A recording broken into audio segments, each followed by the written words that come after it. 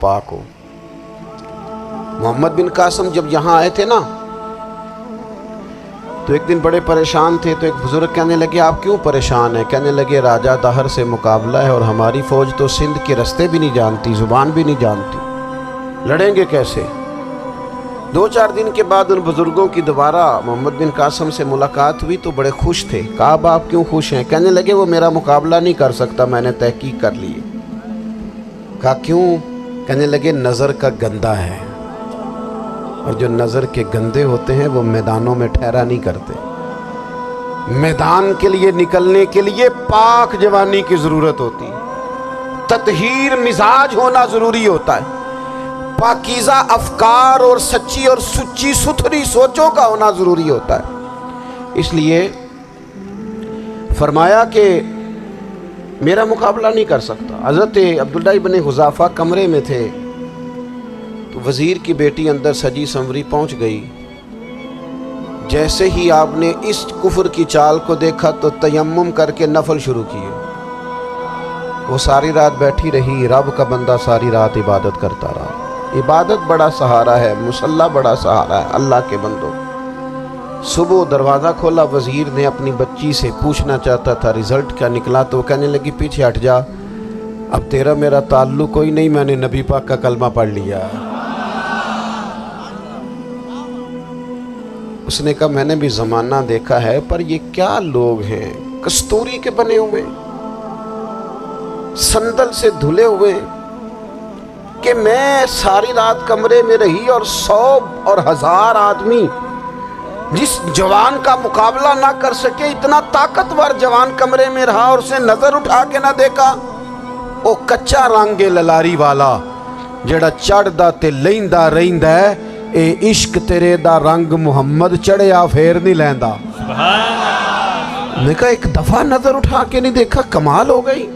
اتنے بڑے لوگ، اتنی بڑی سعادت مندی، فیروز بختی، معاملہ فہمی حد ہو گئی۔ اللہ اکبر۔ دوستو بادشاہ جب پوری طرح ہار گیا نا، اس نے کہا مار دو۔ تیل گرم کیا ایک کڑاہی میں، اور جب آپ کو اس میں ڈالنے لگے تو آپ کی آنکھوں میں آنسو آ گئے۔ بادشاہ کا خیال ہوا شاید نرم ہو گئے ہیں، کہنے لگا روئے کیوں؟ فرمانے لگے سوچتا ہوں جان ہی ایک ہے، کتنا مزہ ہے اس کی راہ میں جان دینے کا، کتنی لذت ہے اس کے نام پر مرنے میں، کتنا لطف ہے۔ جے تو چڑھیا اتے دار بھی نہیں، تے جے تو وکیا عشق بازار بھی نہیں، تے ایڈا سستا سودا پیار بھی نہیں، تے ایڈا سستا لبدا یار بھی نہیں۔ کئی جنگل گانے پیندے نی، کئی دوزخ لنگنے پیندے نی، جے اس ملوں بھی مل جاوے، ایدوں سستا ہور بپار بھی نہیں۔ تے کچھ سمجھ نہ آوے لوکانوں وہ کادے نال شہید کرے، ڈٹھی یار دے ہاتھ تلوار بھی نہیں، پر او دا خالی جاندہ وار بھی نہیں۔ کہنے لگے ایک جان ہے نا، تو دل کرتا ہے ہزاروں ہوتی تو ایک ایک کر کے محبوب کے نام پہ قربان کرتا، جب میرے پاس ہے ہی ایک، کروں کیا؟ حضرت عبداللہ ابن حذافہ رضی اللہ تعالیٰ عنہ جب روئے اور بادشاہ نے یہ بات سنی تو بادشاہ اٹھ کے کھڑا ہو گیا، سارے وزیروں مشیروں کو کہنے لگا تم نے کہا تھا نا بندہ ضائع کرنے والا نہیں، یہ بھی ضائع کرنے والا نہیں۔ کہنے لگا میرا ماتھا چومو، تم جیسے لوگوں کو قتل نہیں کرنا چاہیے، آزاد کرنا چاہیے۔ عزیز اپنی زندگی سے نا یہ بہت زیادہ ہرس، ہوس، طمع، اور یہ کسی بات کی بھی ہو، ہرس صرف پیسوں کی نہیں ہوتی، شہرت کی بھی ہوتی ہے، یہ بیماری انسان کو اقتدار کی بھی ہوتی ہے، تعریف کی بھی بیماری ہوتی ہے، یہ سارے نقص ہوتے ہیں لوگوں کو، اور معاذ اللہ بعض جبوں کبوں کے اندر بھی ہوتے ہیں، وہاں بھی پنپتے۔ اپنی زندگی جب تک اس سادگی میں نہیں لاؤ گے جو رسول پاک نے عطا فرمائی، جب لوگ آسانیوں میں پوری طرح الجھ گئے تو پھر وہ دور ہوئے اور کفر چڑھ گیا۔ دوسری بات، اللہ کے محبوب صلی اللہ تعالی علیہ وسلم کی محبت ہم سے تقاضا کرتی ہے کہ ہم اس مشن کے لیے کام کریں جس مشن کے لیے رسول پاک نے کام فرمایا ہے۔ ہم سارے کام بڑی مضبوطی سے، سوچ سمجھ کے، تدبر سے، حکمت سے، تقاضوں کو مد نظر رکھتے ہوئے کرتے ہیں سارے کام۔ دین کے کام میں ہمارا مزاج نہیں ہوتا، او ہو جائے گا جی، آپ بسم اللہ پڑھیں جی، شروع کریں جی۔ آپ تقاضوں کو سمجھیں، چیزوں کو دبائیں نہیں، چیزوں پر غور کریں۔ کسی کے ذہن کی سطح پر سوال ابھرتا ہے، اس کا تسلی بخش جواب دیں۔ اپنی زندگی میں دین کے کام کے لیے اپنے آپ کو وقف کریں، اور دین کے کام کے بہت سارے پہلو ہیں۔ ہزاروں لوگوں کو قرآن پاک ٹھیک پڑھنا نہیں آتا، ہزارہا لوگ ہیں جو قرآن مجید کے مطالب سے آگاہ نہیں ہیں، دین کی بنیادی ضروریات سے لوگ نابلد ہیں۔ میں آپ کو کس طرح یہ بات سمجھاؤں کہ ہزاروں کی تعداد میں طلاقیں اس لیے ہوتی ہیں کہ مردوں کو طلاق کے مسئلے نہیں آتے، انہیں پتہ نہیں ہے کہ مجھے حقوق زوجین کے معاملے میں کیسے چلنا ہے۔ ڈھیر سارے گھروں میں تباہی اس لیے ہے کہ تربیت اولاد کا دینی منہج ہمیں نہیں پتہ۔ اپنا حصہ ملائیں دین کے کام میں۔ ایک آدمی کو اگر تو نمازی کرنے میں کامیاب ہو گیا، تیری زندگی بدل گئی۔ وہ دین بیزار لوگ جو ہمارے بیچ بیٹھ کے ہماری نوجوان نسل کو پگڑی اور داڑھی کا نام لے کے بنیادی طور پر دین سے دور کرتے ہیں، ایسے نوجوانوں کو دین کا پیغام محبت دے کر دین کے قریب کرنا ہماری ڈیوٹیوں کا حصہ ہے۔ ہمیں ذمہ داری کا احساس کرنا پڑے گا، ہمیں یہ خاص قدم اٹھانا پڑے گا، توجہ دینی پڑے گی۔ مساجد، مدارس، میں آپ سے عرض کروں، اتنی ڈٹ کے مخالفت ہوتی ہے نا مدرسوں کی، اتنی ڈٹ کے۔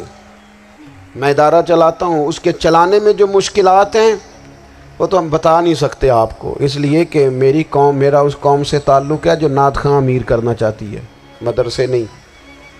ہاں، نقیب خطیب پیدا کرنا چاہتی ہے، شعر و شاعری کی زندگی کو پروان چڑھانا چاہتی ہے۔ فقط ہمارا ان لوگوں سے تعلق ہے جو لاکھوں کروڑوں روپیہ محافل پہ لگائیں گے، اور قاری صاحب بیچارے اگر مسجد کا کوئی ہونے والا کام کسی وقت بتا دیں گے تو وہ بڑی مشکل آ جائے گی ان کے لیے۔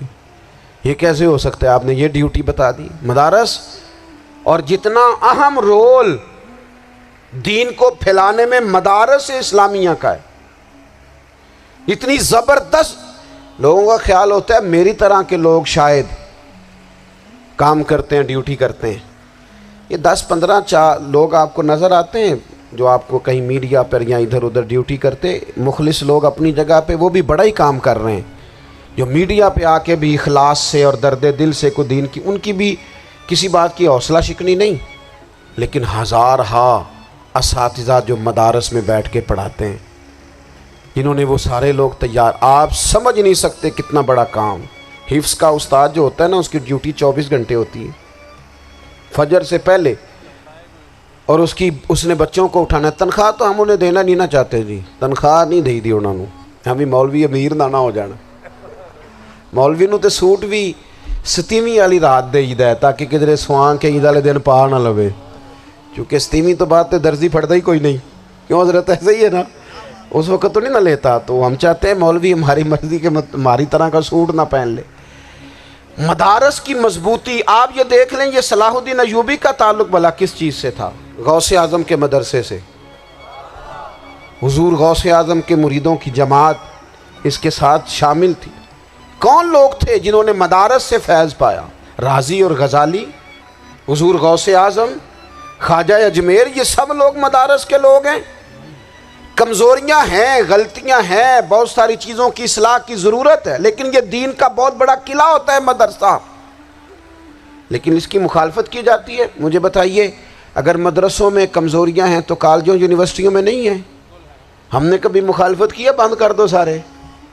لیکن لوگوں کا جب خیال آتا ہے، جب ہمارے ایک صاحب کا وزیر صاحب تھے سر راہ، کسی دعوت میں میری ان سے ملاقات ہو گئی تو انہوں نے کہا مدرسوں کا کردار کیا ہے آج کے ماحول میں؟ میں نے انہیں کہا کہ مختلف کورسز آپ کراتے ہیں نا، تو اس کے لیے پھر مختلف ویکینسیز ہوتی ہیں، جہاں بچوں کو مدرسے کا کورس کرایا جاتا ہے تو استاد بننا ہوتا ہے، اس نے خطیب بننا ہوتا ہے، مسجد کی ڈیوٹی کرنی ہوتی ہے۔ میں نے کہا آپ بالکل کوئی حکومت سرپرستی نہیں کرتی، لیکن اللہ کا فضل ہے، کبھی آپ نے حکومت سے سنی ہے جس میں جمعے والے دن مولوی نہ ملا ہو؟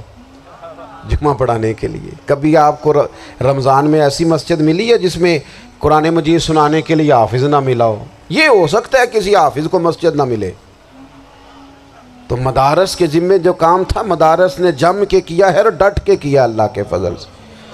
اور مدارس کے لوگوں کو بھی کمزور نہیں پڑنا چاہیے، کبھی کسی وزیر مشیر مالدار کے روب میں نہیں آنا چاہیے، قطعاً نہیں۔ کیوں کہ یہ وہ عظیم لوگ ہیں رسول اللہ صلی اللہ علیہ وسلم کے دین کے غلام، کہ ابھی ایک لفظ نہیں پڑھا ہوتا الف با تا سا، پہلے دن گھر سے نکلتے ہیں تو حضور فرماتے ہیں اللہ کے فرشتے ان کے پیروں کے نیچے پر بچھا بھی دیتے ہیں، پہلے دن اتنا بڑا اعزاز ملتا ہے۔ تو حضور کی محبت کا تقاضا ہے دین کا کوئی کام کیا جائے۔ ایک خاتون مسجد نبوی شریف میں جھاڑو دیتی تھی پر کوئی کام تو کرتی تھی نا، اور کس مسجد میں؟ جہاں 70,000 فرشتے صبح آتے ہیں 70 شام آتے ہیں، اس مسجد میں وہ خاتون جھاڑو دیتی تھی۔ بخاری ہے، جب ان کا انتقال ہو گیا صحابہ نے سوچا کہ حضور کو تکلیف ہوگی، بغیر بتائے جنازہ پڑھ دیا۔ حضور صبح تشریف لائے، تازی قبر دیکھی، اور محبوب وہ ہیں جو فرش پہ کھڑے ہو کے عرش کی خبریں دیتے ہیں۔ نبی پاک علیہ الصلوۃ والسلام نے فرمایا کہ مجھے اطلاع کیوں نہیں دی اس کے انتقال کی؟ یہ کرم دیکھو، کوئی ڈیوٹی تو کرتی تھی نا یار، پر خلوص سے، پر پیار سے، پر اللہ کو راضی کرنے کے لیے، پر درد دل سے۔ اور دین کی ڈیوٹیاں کرنے والے دوستو سنو، حضور صبح آئے، قبر کو دیکھ کر فرمایا مجھے کیوں نہیں بتایا؟ یا رسول اللہ آپ کو تکلیف دینا مناسب نہ جانا؟ تو قبر پہ کھڑے ہو کے حضور نے فرمایا صف بناؤ میں دوبارہ جنازہ پڑھاؤں گا، صف بناؤ میں دوبارہ جنازہ پڑھاؤں گا۔ کوئی ڈیوٹی تو۔ تیسرا تقاضا حضور کی محبت کا، سمجھو میں بس بڑی جلدی بات سمیٹنے لگا ہوں، حضور کی امت سے پیار کرو، یہ نبی پاک کی محبت کا تقاضا ہے۔ حضور اس بندے سے بڑے راضی ہوتے ہیں جو حضور کی امت سے پیار کرتا ہے۔ آپ کو پتہ ہے حضرت جبریل امین علیہ السلام نے معراج کی رات حضور علیہ الصلوۃ والسلام سے عرض کی تھی کہ اللہ کی بارگاہ میں عرض کیجئے گا میری بھی ڈیوٹی لگ جائے آپ کی امت کے ساتھ محبت کرنے پر۔ تو یہ کیوں کہا تھا انہوں نے؟ علماء نے لکھا اس لیے کہا تھا کہ حضرت جبریل بھی جانتے ہیں کہ حضور کی امت سے محبت کی بات کی جائے نا تو نبی پاک راضی ہوتے ہیں۔ امت سے پیار کرو گے نا، امت سے، ایک صرف بات کا خیال رکھنا، عقیدہ برا ہو تو بات دوسری ہے، ورنہ میرے محبوب کی امت کا ایک ایک شخص جو مدینے والے کا کلمہ پڑھتا ہے، جو حضور کا غلام ہے، اس کے بارے میں اپنے دل میں گنجائش رکھنا، پیار رکھنا، وارفتگی رکھنا۔ اور دوستو یہاں لوگ کس کس طرح گروہوں کو، جماعتوں کو سپورٹ کرتے ہیں۔ نبی پاک نے اس امت کی کثرت پر فخر بیان کیا، اور حضور فرمانے لگے 120 صفیں جنتیوں کی ہوں گی، قیامت میں 80 صفیں صرف میری امت کی ہوں گی، میں کثرت امت پر فخر کروں گا۔ ان لوگوں سے پیار کرنا ہے، ان کے دکھ درد کو سمجھنا ہے۔ پتہ ہے آج کیا ہوتا ہے؟ آج ہمیں نا مختلف چھوٹے چھوٹے ملکوں میں بانٹ دیا گیا، تو ہم کسی دوسرے مسلمان بھائی کا درد نہیں محسوس کرتے، ہم گھروں میں نہیں محسوس کرتے۔ پڑوسی پر ظلم ہو رہا ہو تو ہم کہنے پتر ساڈا نہیں مسئلہ، یہ دا مسئلہ ہے تینوں کی لگے۔ حالانکہ پڑوسی کی آگ اس لیے بھی کسی وقت بجھا دینی چاہیے کہ پڑوسی کی نہ بجھائی جائے تو اپنا گھر بھی زاد میں آ جاتا۔ آج امت مسلمہ سے ہمیں بس لگا دیا گیا اپنے حصے کی روٹی کماؤ، اپنے حصے کی کوٹھی بناؤ، اپنے حصے کی گاڑی خریدو، اپنے حصے کا کام کرو۔ امت کا درد، امت کی بات، وحدت امت کا تصور،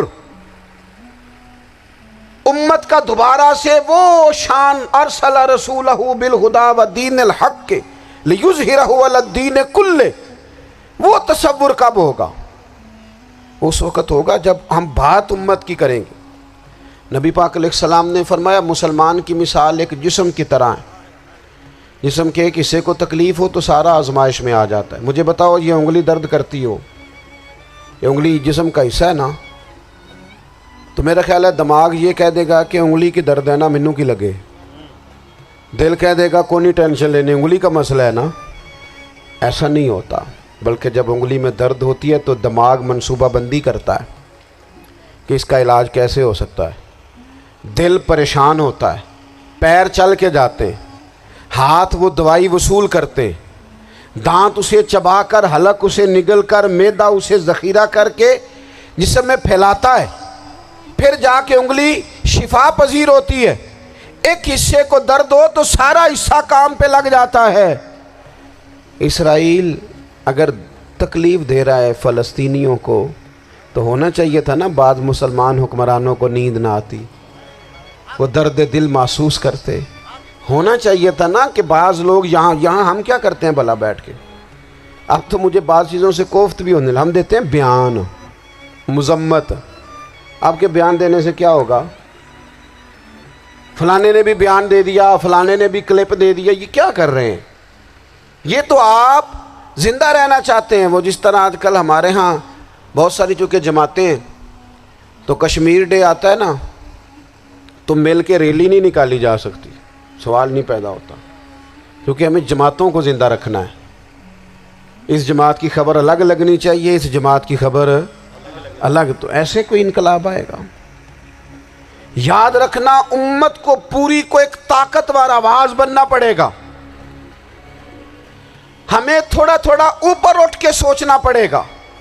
خدا را اللہ تعالیٰ مجھے معاف کرے اگر کوئی بات میں سطحی کر رہا ہوں. دل کی گہرائی سے عرض کرتا ہوں اب تو بڑا سخت وقت آ گیا. اب چونکہ اب تو کیمرے کی آنکھ آئی ہے تو وہ زخمی بچے دیکھے نہیں جاتے، وہ تڑپتی مائیں دیکھی نہیں جاتی، وہ سسکتی اور آواز دیتی بیٹیاں سنی نہیں جاتی. وہ آوازیں ایسی ہیں جیسے وہ رات کے سناٹوں میں چیخیں بن کے لوگوں کو جگایا کریں گی. خدا را کچھ جرم ایسے ہوتے ہیں جن کی سزائیں بڑی سخت ہوتی ہیں، جن کی معافی بڑی مشکل سے ہوتی. اپنے اندر جذبہ ایمانی پیدا کریں. اور میرے دوستو بستر پر بھی تو لوگ ماری جایا کرتے ہیں نا. اپنی زندگی رسول اللہ صلی اللہ علیہ وسلم کے دین کے نام کرو. جذبہ جہاد، شوق شہادت اور عشق رسول، یہ عناصر ہیں جو امت مسلمہ کو پیروں پر کھڑا کریں گے. 2 منٹ کے لیے سوچو، امت اگر اسی طرح کٹتی رہی، پریشان رہی، دکھتی رہی اور باری باری کر کے، اقبال نے کیا کہا تھا؟ اس نے کہا تھا وطنوں میں، انہوں نے کہا تھا کہ ان تازہ خداؤں میں بڑا سب سے وطن ہے، جو پیرہن اس کا ہے وہ مذہب کا کفن ہے. تو اقبال ہم کیا کریں؟ کہنے لگے بازو تیرا توحید کی قوت سے قوی ہے، اسلام تیرا دیس ہے، کیونکہ تو مصطفی ہے. تو بحیثیت مسلمان سوچنا شروع کر، بحیثیت مسلمان. اور یوں تو سید بھی ہو، مرزا بھی ہو، افغان بھی ہو، تم سبھی کچھ ہو، بتاؤ کہ مسلمان بھی ہو. تمہارے اندر کہیں سے کوئی مومن بھی بولتا ہے کہ نہیں؟ علاقائی تعصبات اور ملکی سرحدوں میں قید ہو جانے والوں، تم ایک نبی کی امت ہو. کیوں نہیں سمجھتے کہ جب کشمیر کی بیٹی روتی ہے تو مدینے والے محبوب پاک علیہ السلام کی امت کی بیٹی روتی ہے، جب فلسطین کی بیٹی روتی ہے تو امت کی بیٹیاں روتی. خدا را کچھ درد دل اپنی طبیعت میں پیدا کریں. میں حکمرانوں کی بات نہیں کرتا، میں تو عام لوگوں سے ایسے تبصرے سنتا ہوں جو نہیں کرنے چاہیے. وہ نہیں جی نہیں، دوسرا رخ بھی دیکھو. عام آدمی اٹھ کے، عام لوگ بھی یہ خطرناک سوچیں اور ان سے خوفناک نتائج برآمد ہوں گے. تو 3 باتیں میں نے آپ کی خدمت میں عرض کی ہیں. ایک تو کوشش کریں اپنی زندگی کے اندر کہ زندگی کو سادہ کریں. پیسہ ضرور کمائیں لیکن پیسے سے پیار نہ کرو، پیار تو مدینے والے رسول سے کرنا. دولتیں، ہرس، ہوس، طمع، ان سے باہر آؤ. اور دوسری گزارش آپ کی خدمت میں یہ عرض کی ہے کچھ نہ کچھ دین کا کام، اور اس میں بھی شہرتوں سے بچتے ہوئے، تصویروں سے بچتے ہوئے. میں ہر محفل میں شاید کہتا ہوں میری فوٹو آ رہی ہے اور لائیو آ رہا ہے اور فلاں ہو رہا ہے، لیکن اس محفل کا خوبصورت انسان وہ ہے جو سب سے پیچھے بیٹھا ہے.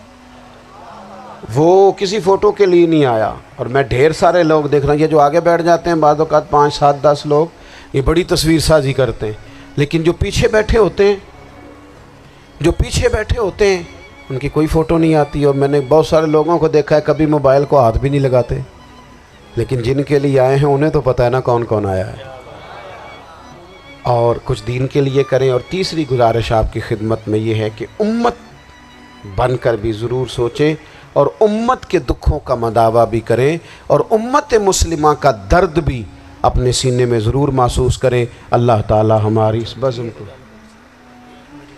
جی ایک بات اور سن لیں جی، نبی پاک علیہ الصلوۃ والسلام نے ارشاد فرمایا، لائیں جی، حضور سید عالم علیہ الصلوۃ والسلام نے ارشاد فرمایا کہ جب تک بندہ